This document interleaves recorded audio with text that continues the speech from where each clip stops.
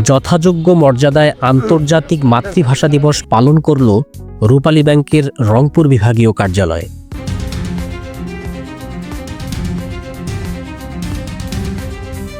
আজ ২১শে ফেব্রুয়ারি মহান শহীদ দিবস ও আন্তর্জাতিক মাতৃভাষা দিবস উপলক্ষে রূপালী ব্যাংক পিএলসির বিভাগীয় কার্যালয়ে যথাযোগ্য মর্যাদায় দিবসটি পালন করা হয়েছে।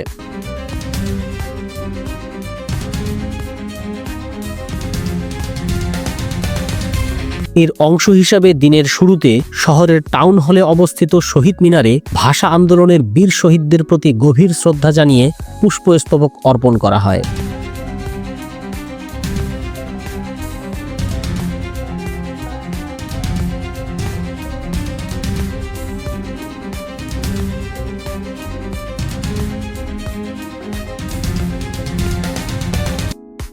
এতে উপস্থিত ছিলেন রংপুর বিভাগীয় কার্যালয়ের উপমহাব্যবস্থাপক জনাব শরীফুল ইসলাম মহোদয় সহ অত্র অঞ্চলের সহকারী মহাব্যবস্থাপকবৃন্দ, বিভিন্ন শাখার শাখা ব্যবস্থাপকবৃন্দ সহ অন্যান্য কর্মকর্তাবৃন্দ।